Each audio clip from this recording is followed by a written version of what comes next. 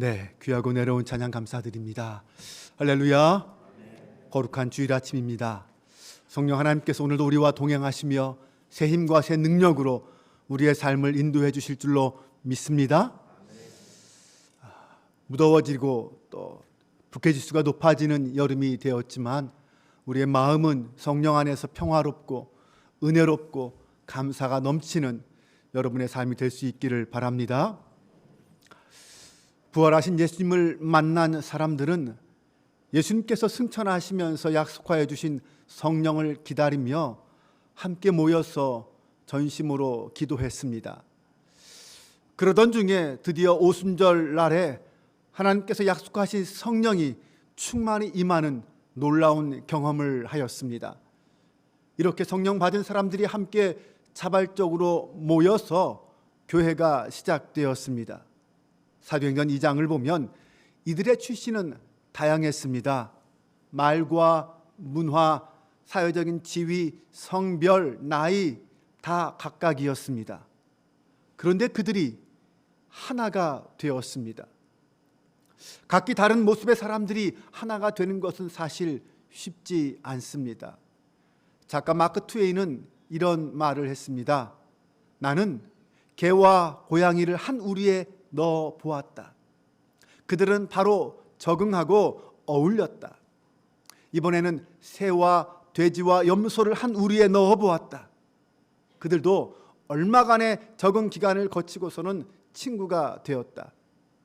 이번에는 침례교인과 장로교인 그리고 천주교인을 한 방에 넣어 보았다.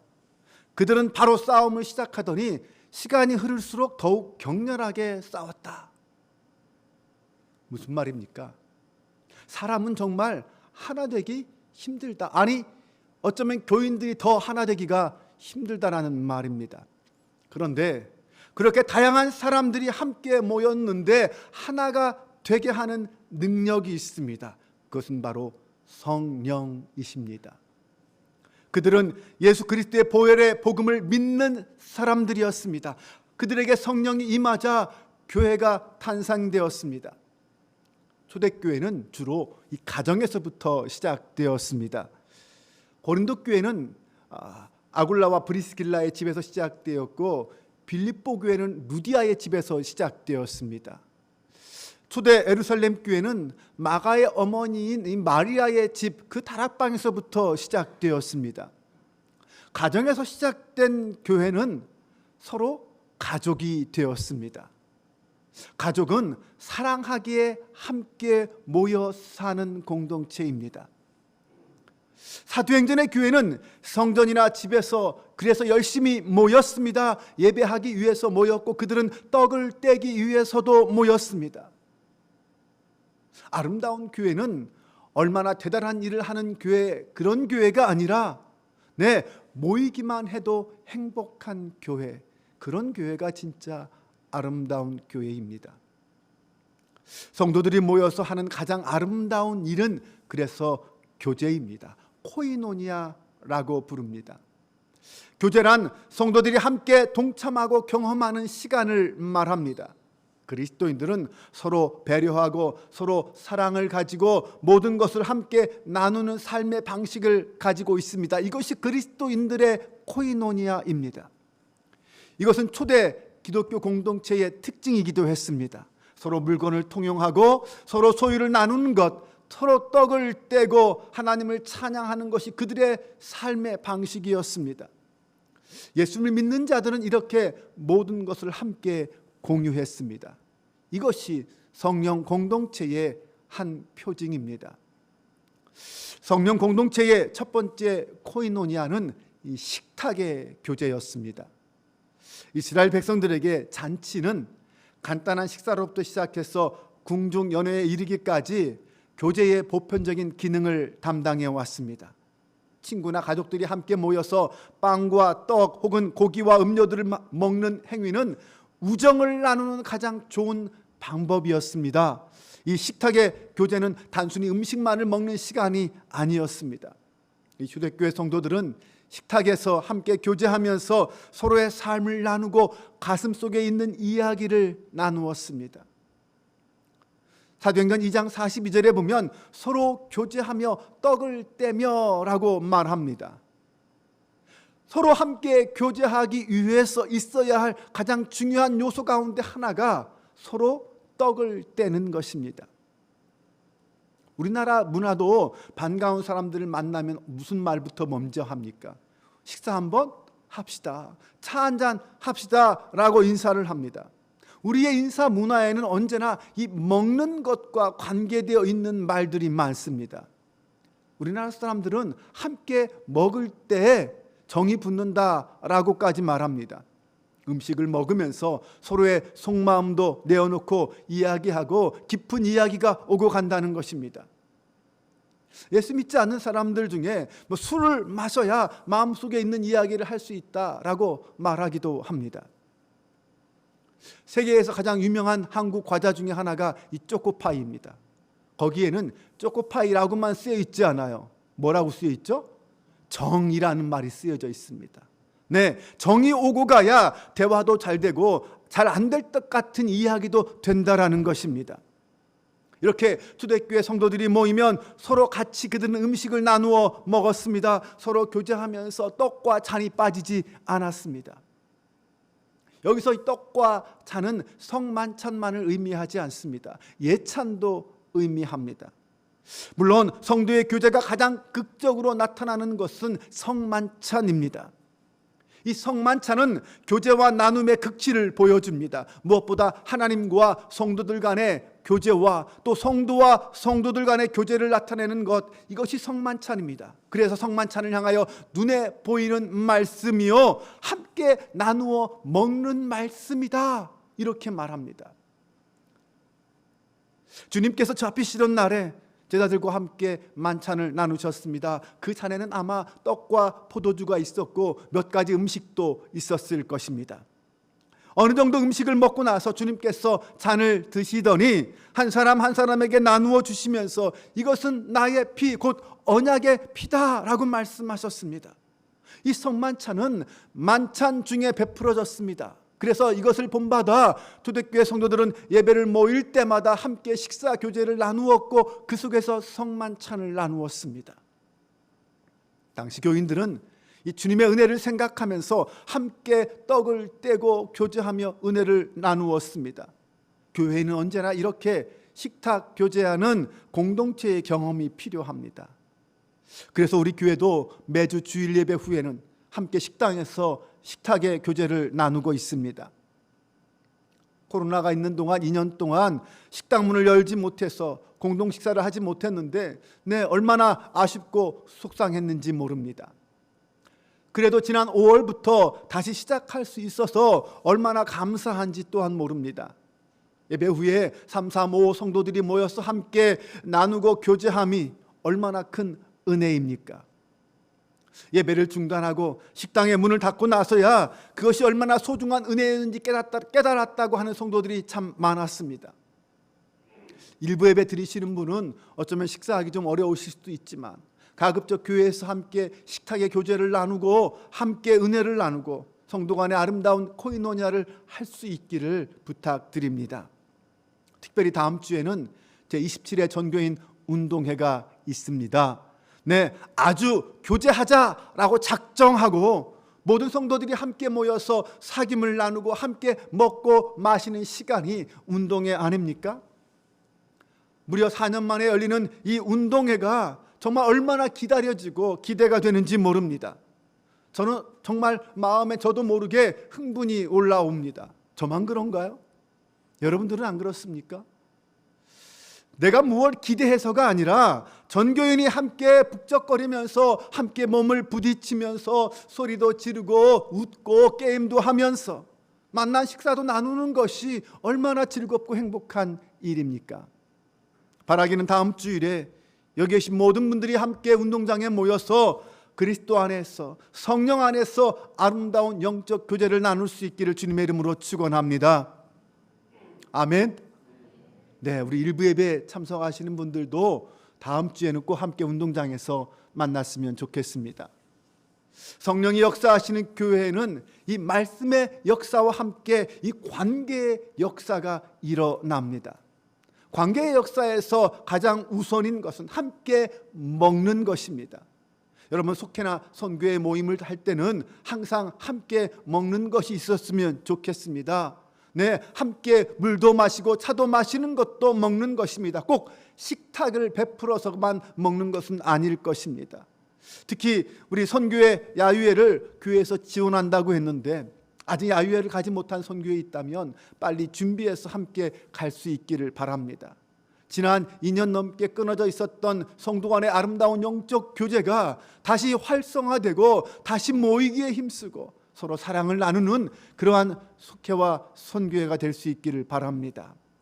하나님께서는 우리가 식사나 다과를 나누면서 더 깊은 관계로 들어가기를 원하십니다.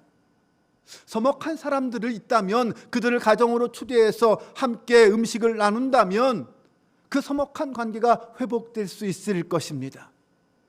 음식을 나눌 때 우리는 서로에게 기쁨이 배가 됩니다. 이 사랑의 식탁을 통하여 성령의 교제를 나누는 아름다운 한빛교회 성도들 되시기를 바랍니다. 성령 공동체의 두 번째 코이노니아는 나눔의 교제입니다. 초대교회는 강한 운명 공동체와 같았습니다. 그들은 자신의 것을 자신의 것으로 주장하지 않았습니다. 자신의 재산을 내어놓고 서로의 필요에 따라서 나누어 분배했습니다. 재산을 팔아 공동체에게 바치고 서로의 필요를 따라 나누어 사용하는 한 가족, 이것이 바로 초대교회 공동체의 모습이었습니다.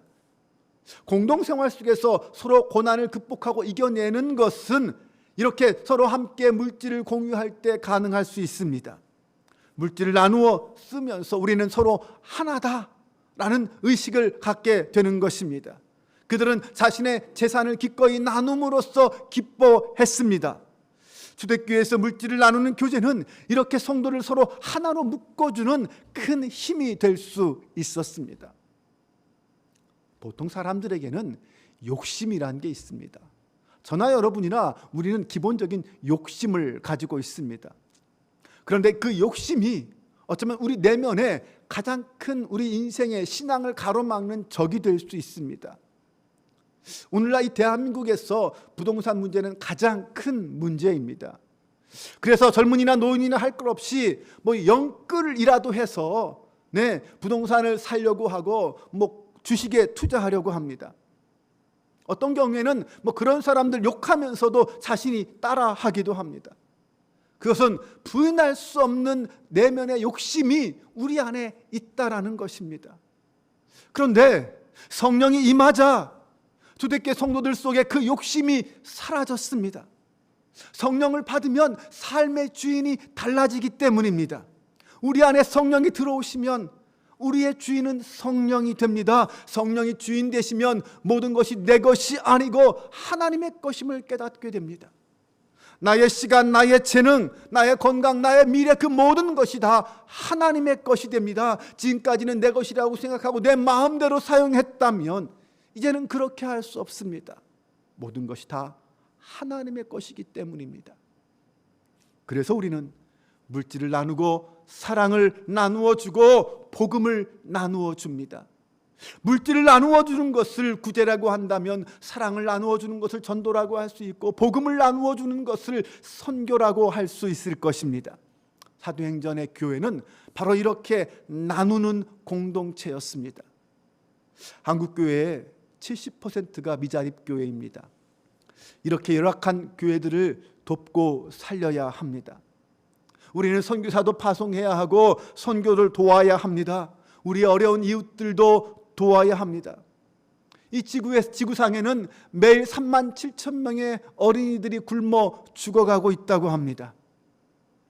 뿐만 아니라 이 지역의 노인들, 환우들, 장애우들, 외국인 노동자들, 우리가 도와야 할 사람들이 얼마나 많은지 모릅니다. 이 성경에 나오는 코이노니아의 가장 좋은 예 중에 하나가 예루살렘 교회를 도와주는 바울의 계획이었습니다. 예루살렘 교회는 가난했습니다. 특별히 수년간 흉년이 임하면서 매우 힘들었습니다. 바울이 마케도냐 지역의 교회를 개척하면서 새로 설립되어 성장하는 그 교회들로 하여금 예루살렘 교회를 돕자라고 함께 이야기하고 위하여 연보를 하도록 했습니다. 나중에 바울은 그것들을 다 모아서 예루살렘 교회에 전달함으로 그 사랑을 나누었습니다. 성도의 교제, 그것은 교회의 가장 큰 특권입니다. 돌봄과 나눔은 교회의 의무가 아니라 교회의 특권이라고 할 수 있습니다. 사도행전 2장 44절과 45절을 보면 믿는 사람이 다 함께 있어 모든 물건을 서로 통용하고 또 재산과 소유를 팔아 각 사람의 필요를 따라 나눠주며 라고 말합니다. 이 성령의 역사가 임하는 곳에 우리가 흔히 말하는 유무상통의 역사가 일어났다라는 것입니다. 그런데 여기서 이 말씀대로 성령의 역사로 유무상통의 역사가 일어나지 않고 억지로 한다면 어떻게 될까요? 그것은 공산주의와 같습니다. 카르 마르크스는 기독교 가정에서 자랐습니다. 진화론으로 유명한 다윈도 기독교 가정에서 자랐습니다. 무신론 철학자인 니체도 마찬가지입니다. 그런데 이들의 신앙이 잘못된 길로 갔습니다. 마르크스 이론에 근거한 공산주의는 무려 지구상에 1억 명이 넘는 사람들을 죽였습니다. 중국에서 6천만 명이 죽었고 구소련에서는 2천만 명이나 되는 사람들이 죽었습니다. 캄보디아에서는 300만 명 이상 죽었습니다. 히틀러는 600만 명을 죽였고 공산주의는 1억 명을 죽였습니다. 네, 이렇게 강요하는 인간의 제도로는 사람을 결코 변화시킬 수 없습니다. 오직 성령의 역사로 거듭날 때만 인간의 마음이 다른 사람을 향하여 주머니가 열릴 수 있습니다. 성령이 충만하면 어디 도울 데가 없을까? 어디 몸으로 봉사할 데가 없을까? 가진 건 없지만 함께 나누어 먹고 마시고 베풀 데가 없을까? 네, 성령이 충만하면 그런 생각을 하게 됩니다. 그러다 보니 예전엔 눈에 보이지 않던 가난한 사람들이 눈에 보이기 시작합니다. 나의 소유와 나의 도움을 필요로 하는 사람들이 이 땅에 많이 있다라는 것을 깨닫게 됩니다. 또한 성령이 충만하면 성도들은 서로가 서로에게 책임감을 느끼기 시작합니다. 왜냐하면 우리는 그리스도 안에서 한 몸 공동체이기 때문입니다. 내가 아프고 힘들다고 다른 지체들을 모른 채 하지 않습니다. 물론 다른 지체에게 끊임없이 관심을 갖고 살펴줍니다. 아픈 지체가 있을 때는 함께 아파하고 함께 밤잠을 못 자기도 합니다. 고통을 그렇게 함께 나누는 것입니다. 이것이 그리스도 안에서 한 몸, 한 공동체 교회의 모습입니다. 제가 코로나에 걸린 가정들에게 전화를 하면서 그분들로부터 이런 이야기들을 참 많이 들었습니다. 코로나로 밖에 출입을 못하는데 우리 속장님과 속도원들이, 우리 선교회원들이 음식을 가져다가 문고리에 걸어주고 갔습니다. 너무나도 감사했습니다. 이것이 하나님의 사랑이라는 것을 깨달았습니다. 네, 맞습니다. 그것이 하나님의 사랑입니다. 우리는 그리스도 안에서 한 몸이기에 이런 사랑을 할 수 있는 것입니다. 저는 우리 교회에 우리가 후원하는 선교사님들이 오셔서 선교 보고를 할 때 때론 무서운 마음이 듭니다. 네, 하나님이 이번에는 어떤 역사를 하실까라는 두려운 마음이 든다는 것입니다. 왜냐하면 우리 교회 교인들은 선교사들의 선교 보고를 듣고 한 번도 선교사를 그냥 보내신 적이 없습니다. 성도들이 선교사님들의 선교사에게 동참하고 싶다고 여기저기서 후원하고 헌금을 막 합니다.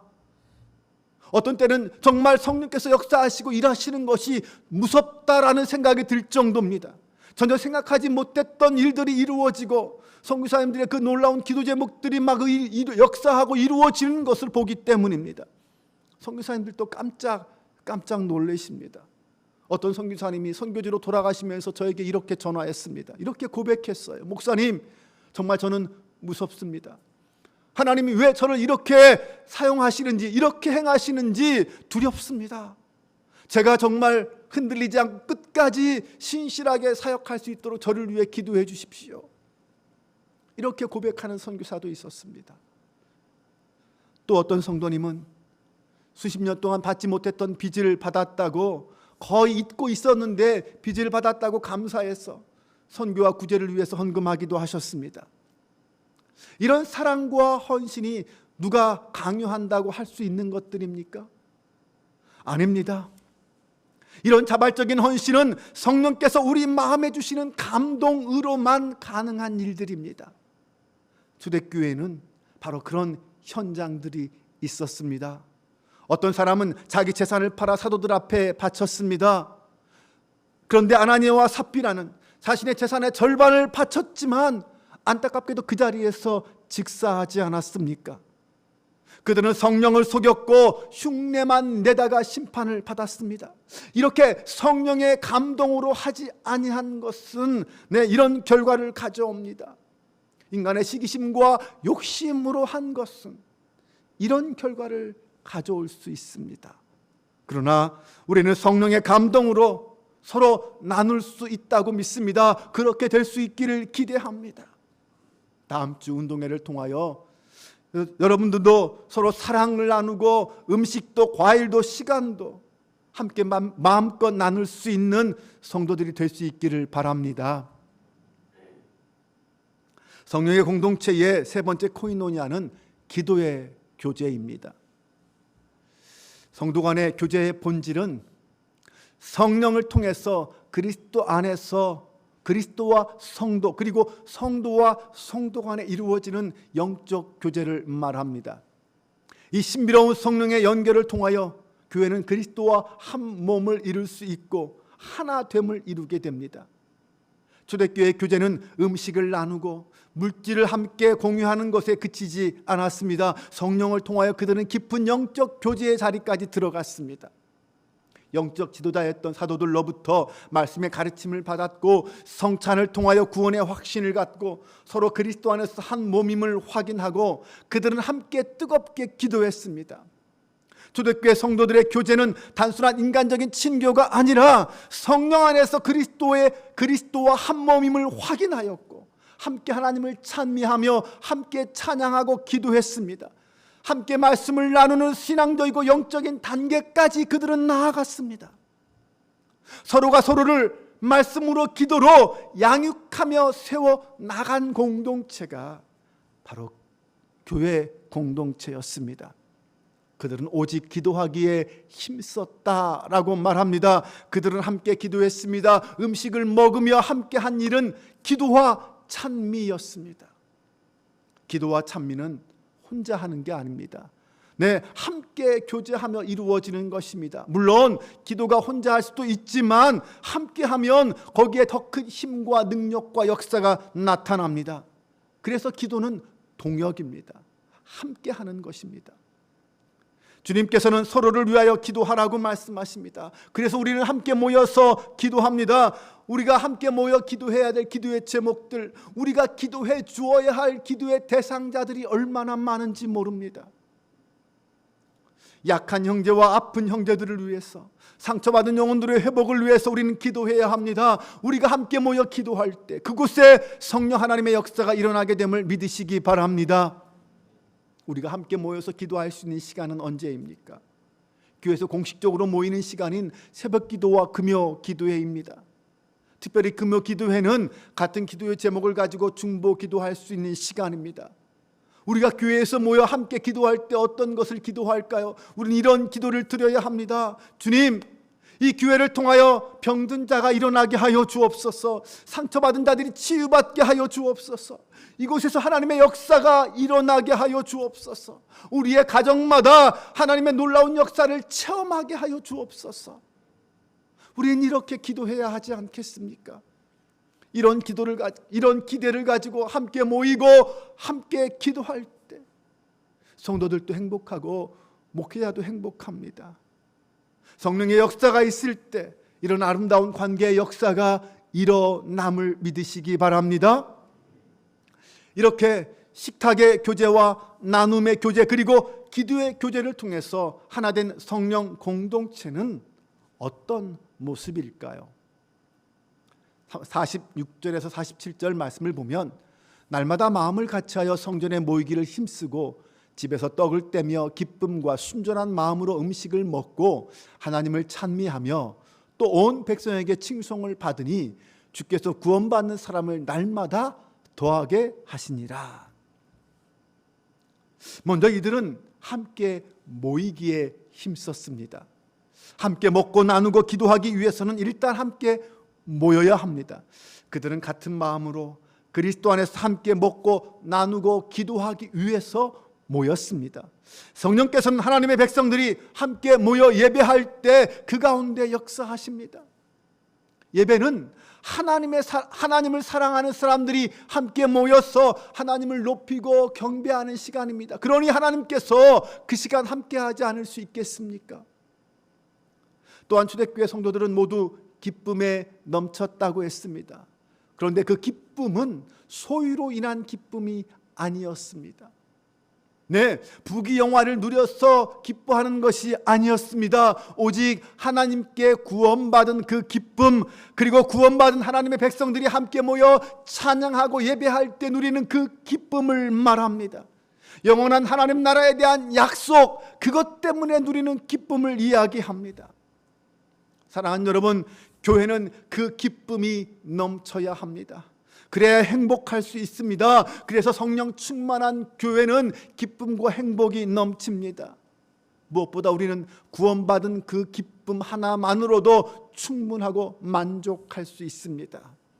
성령 때문에 누리는 이 신령한 즐거움이 충만하면 그런 교회는 부응하지 않을 수 없습니다.